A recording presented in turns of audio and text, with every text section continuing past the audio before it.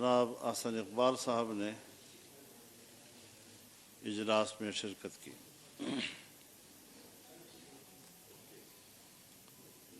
اجلاس نے متفقہ طور پر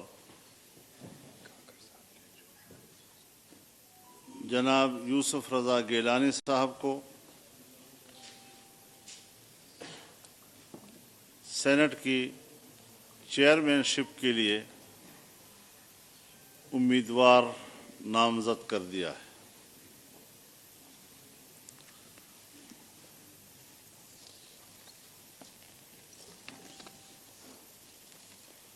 ڈپٹی چیئرمین سینٹ اور سینٹ میں لیڈر آف دی اپوزیشن کے لیے ایک کمیٹی تشکیل دی گئی ہے جس کا اجلاس کل ہوگا، اور یہ کمیٹی جناب شاہد خاقان عباسی صاحب کی سربراہی میں کل اپنا اجلاس منعقد کرے گی، جس میں جناب میاں افتخار حسین، جناب ڈاکٹر جمال دینی، جناب طاہر بزنجو، جناب محمد عثمان کاکڑ، جناب اکرم خان درانی، جناب راجہ پرویز اشرف اور جناب حافظ عبدالکریم صاحب شرکت کریں گے۔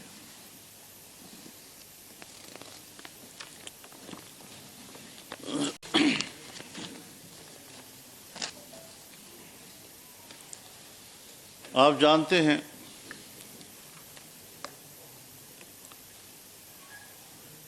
کہ چند روز قبل پارلیمنٹ لاجز کے سامنے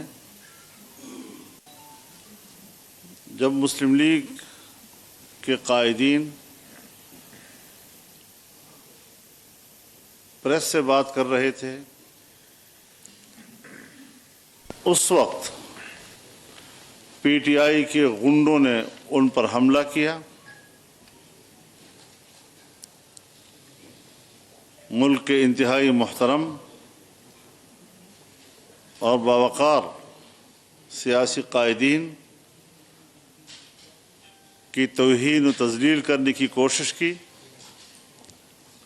اور سب سے زیادہ افسوسناک بات یہ کہ محترمہ مریم اورنگزیب صاحبہ کے آنچل کو بھی انہوں نے سپوتاش کرنے کی کوشش کی، تار تار کرنے کی کوشش کی۔ یہ انتہائی قابل نفرت واقعہ ہے، اور پی ٹی آئی کے اندر جس طرح کا کلچر فروغ دیا جا رہا ہے یا دیا گیا ہے، اور جس طرح کی ان کی قیادت اپنے اخلاق و اطوار اپنے کارکنوں میں منتقل کر رہے ہیں، یہ اس کا مظاہرہ تھا۔ اجلاس نے اس کا نوٹس لیا اور اسے حکومت کی بوکھلاہٹ قرار دیا۔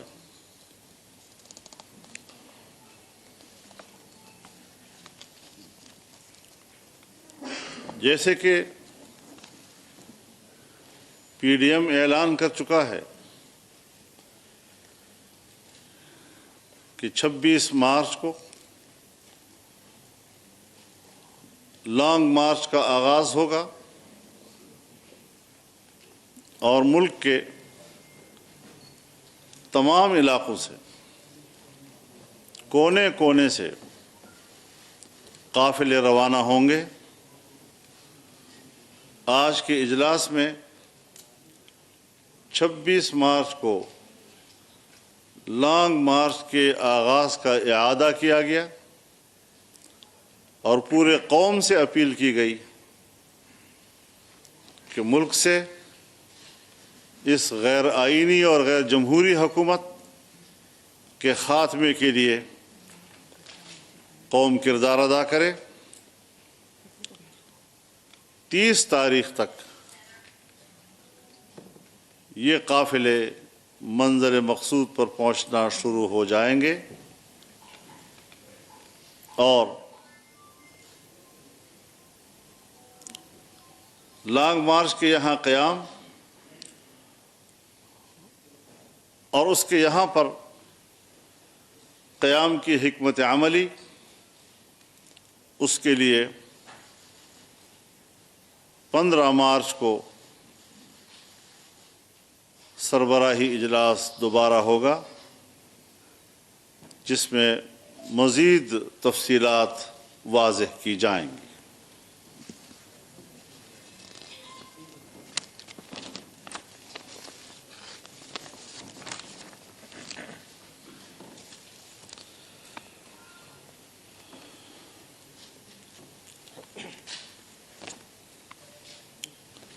ہفتے کے روز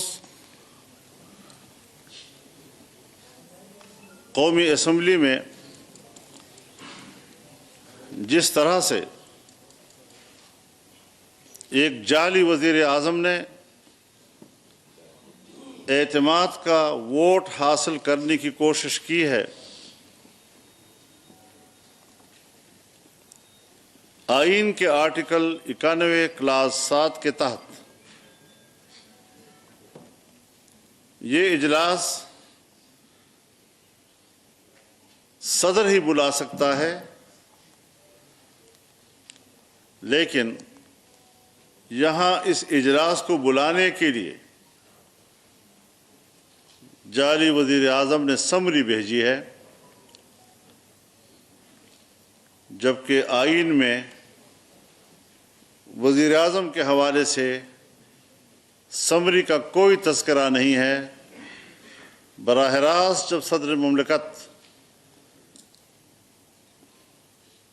اطمینان حاصل کر لے کہ اب یہ اکثریت کا اعتماد کھو چکا ہے، تو پھر اسے کہا جاتا ہے کہ آپ اسمبلی سے اعتماد کا ووٹ دوبارہ لیں۔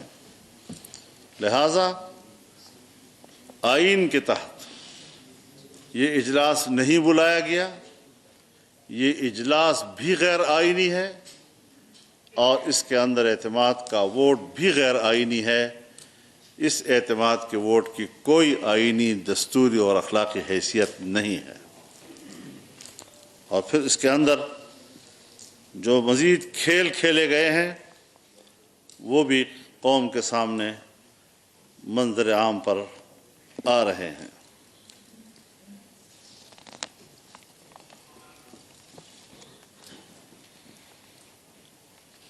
پی ڈی ایم کے سربراہی اجلاس نے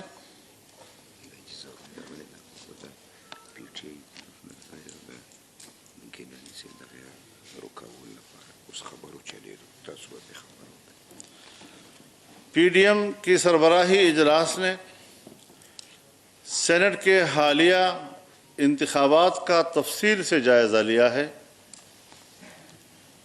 اور اس امر کے شواہد موجود ہیں کہ الیکشن کمیشن آف پاکستان کے کوڈ آف کنڈکٹ کی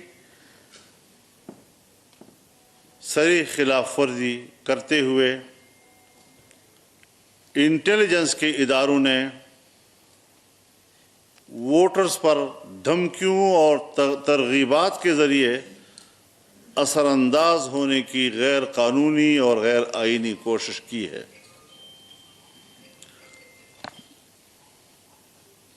اجلاس نے انٹیلیجنس اداروں کی مداخلت کی مذمت کی اور خبردار کیا کہ اگر چیئرمین اور ڈپٹی چیئرمین سینٹ کے انتخاب میں یہی رویہ رہا تو پی ڈی ایم تمام حقائق کو منظر عام پر لانے پر مجبور ہوگی۔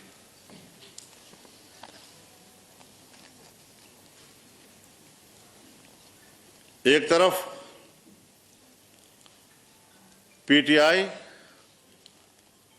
تمام ناجائز حربے استعمال کر رہی ہے،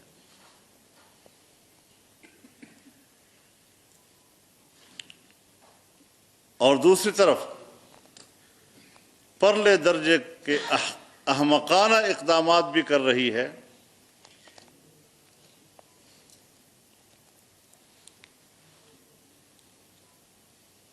کہ آج انہوں نے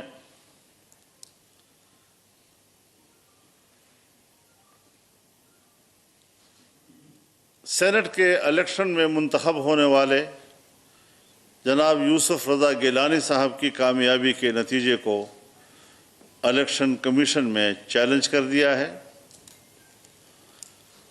اور روایات سے ہٹ کر ارلی ہیئرنگ کا بھی اس نے اعلان کر دیا ہے تاکہ گیلانی صاحب کے نوٹیفیکیشن کو رکوایا جا سکے. اگر انتخاب غلط تھا تو آپ کو اعتماد کا ووٹ لینے کے لیے اسمبلی بھیجنے کے تکلف کی کیا ضرورت تھی؟ آپ اسی وقت یہ دعویٰ دائر کر سکتے تھے کہ میں اس الیکشن کو تسلیم نہیں کرتا. آپ کے خلاف فیصلہ آیا اور آپ مجبور ہوئے کہ آپ صدر مملکت سے کہیں کہ میں اعتماد کا ووٹ لینا چاہتا ہوں، آپ اجلاس بلائیں. اس طرح کی بے سروپا اقدامات کہ کسی صورت میں بھی قابل قبول نہیں کیے جا سکتے. لہذا ایسے اقدامات اور ایسے اوچھے ہتھ کنڈے جمہوریت کا راستہ نہیں روک سکیں گی. انشاءاللہ عوام اپنی پوری قوت کے ساتھ ایسے ناجائز اقتدار کا خاتمہ کرنے کے لیے متحرک رہے گی اور اپنی منزل ضرور پائے گی اور ووٹ کا اپنا حق واپس حاصل کر کے رہے گی انشاءاللہ العزیز. جی وہی نا میں نے کہا ارلی ہیئرنگ کی بات. اس کے بعد میں چیئرمین پاکستان پیپلز پارٹی بلاول بھٹو زرداری صاحب سے ریکویسٹ کروں گا کہ وہ پریس اسٹاپ کریں. I think سوال کر لیں پھر. ہاں جی چلیے باری باری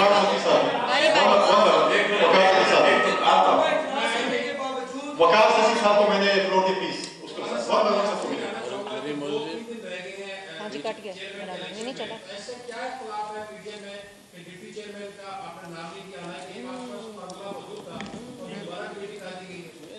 نہیں یہ ایسا مسئلہ نہیں ہے چونکہ یوسف رضا گیلانی صاحب کے لیے پہلے سے ذہن موجود تھا اور اس سے پہلے جو دوسرا عہدہ ہے اس کے لیے کوئی پہلے مشاورت نہیں تھی.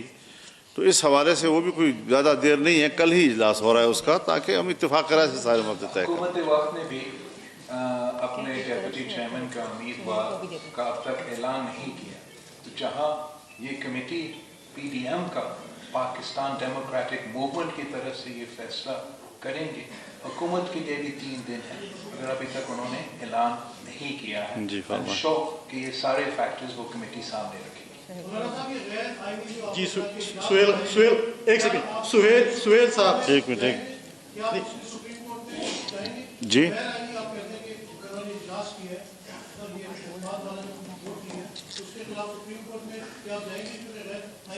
ہم اپنے آئینی ماہرین سے مشاورت کے بعد ہی اس پر کوئی قدم اٹھائیں. سہیل صاحب یہ بتائیں کہ صدر کے حوالے سے کوئی مواخذے کی تحریک یا کوئی ایسی صورتحال میں پی ڈی ایم نے کوئی فیصلہ کیا ہے.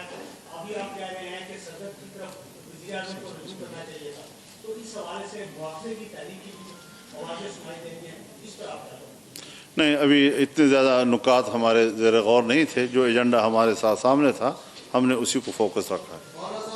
جی قربانی صاحب جیسے نمبر گیم کی بات آئی ووٹ آف کانفیڈنس لیا گیا اس حوالے سے، تو جیسے گیلانی صاحب کی کامیابی کو چیلنج کیا گیا ہے وہی سوال اٹھتا ہے کہ کیا نمبر گیم سے متعلق یا اسپیکر کے کردار سے متعلق جو آپ نے تحفظات کا اظہار کیا ہے تو ان کے خلاف آپ تحریک لانے کے حوالے سے کوئی رسمی فیصلہ ہوا ہے؟ دوسری جو لانگ مارچ کی بات کی جا رہی ہے اس میں مسلسل ایک پنڈی کا آپشن آ رہا ہے، تو کیا راول پنڈی کا آپشن ابھی بھی موجود ہے، ادھر جایا جا سکتا ہے؟ جہاں تک گیلانی صاحب کو چیلنج کرنا کا سلسلہ ہے، میں سمجھتا ہوں کہ الیکشن ہونے سے پہلے ایک بار پھر حکومت نے اپنے ہار مان چکا ہے. وہ جانتے ہیں کہ اس کے باوجود کہ انہوں نے نیشنل اسمبلی آف پاکستان میں یہ سینٹ الیکشن ہارا ہے، اس کے باوجود کہ اس کی وجہ سے انہوں نے ایک ڈرامہ کا نو کانفیڈنس ووٹ کا سلسلہ قوم کے سامنے پیش کیا ہے، ان سارے ہیڈ کنٹری کے باوجود ان کو پتہ ہے کہ پاکستان ڈیموکریٹک موومنٹ اگر سینٹ چیئرمین اور ڈیپٹی چیئرمین کے انتخابات فری اینڈ فیئر ہوتے ہیں تو کوئی طریقہ نہیں ہے کہ آپ پاکستان ڈیموکریٹک موومنٹ کو روک سکتے ہیں۔ یہی وجہ ہے کہ وہ اونچے حق کنڈے استعمال کر کے غیر جمہوری طریقہ کار کو اپنا کے ہمارا کینڈیڈیٹ کو روکنا چاہتے ہیں، مگر ہم الیکشن کمیشن سے بہت امید رکھتے ہیں کہ جیسے انہوں نے بائی الیکشنز میں فری اینڈ فیئر الیکشنز کے لیے سٹینڈ لیا، جیسے انہوں نے آئین پہ کوئی سودا نہیں کیا، ویسے ہی وہ نیشنل اسمبلی سے منتخب سینیٹر لیگ سید یوسف رضا گیلانی کے سامنے بھی کوئی حق کنڈے کھڑے نہیں کریں گے۔ ہم اپنے عدالت پہ بھی امید رکھتے ہیں کہ وہ کسی فورس کو یہ اجازت نہیں دیں گے کہ وہ ہمارا امیدوار کو، اس لیے وہ ڈرتے ہیں کہ ہمارا امیدوار جیتیں گے تو اس کو وہ کسی طریقے سے ریس سے آؤٹ رکھنا چاہتے ہیں، مگر ان کی یہ ساری کوششیں انشاءاللہ تعالی ناکام ہوں گے۔ 12 تاریخ کو الیکشن ہوگا اور پاکستان ڈیموکریٹک موومنٹ جیتیں گے۔ جہاں تک ہمارا لانگ مارچ کا سوال ہے، اس پہ ہم نے ہمارا پچھلے جو سربراہ اجلاس ہے اس کے بعد مولانا فضل الرحمان صاحب نے پریس کانفرنس بھی کیا تھا، اعلان بھی کیا تھا، اور اس کے جو بھی لاجسٹکس ہے، جو بھی پریکٹیکلٹیز ہے، سارے کے سارے پارٹیز ایک پیج پہ ہیں۔ میرے خیال میں فیض آباد کا نام لیا گیا ہے، تو فیض آباد دونوں پنڈی میں بھی ہے اور اسلام آباد میں بھی۔ جی عبد المالک صاحب جی آ رہے ہیں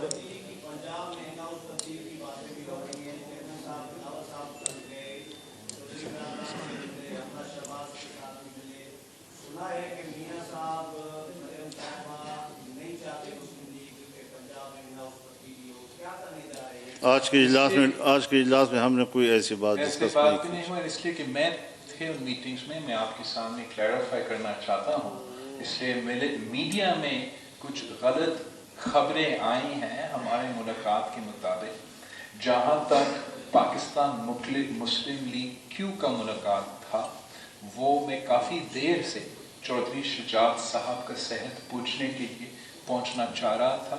ڈاکٹرز ان کو اجازت نہیں دے رہے تھے۔ کل مجھے وہ موقع ملا۔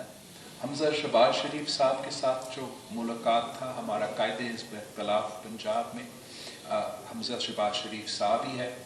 2 سال بعد حمزہ شہباز شریف صاحب جیل سے باہر آیا ہے، تو ہمارا ملنا بنتا ہے، ہمارا بات کرنا بھی بنتا ہے۔ ہم سب اتحادی ہیں پاکستان ڈیموکریٹک موومنٹ کے بینر کے نیچے، لیکن میں نے ہر پریس کانفرنس میں آپ ہی کے سامنے بار بار یہ موقف دہرایا ہے، ایمفسائز کیا ہے کہ اب فیصلے پاکستان ڈیموکریٹک موومنٹ لیں گے۔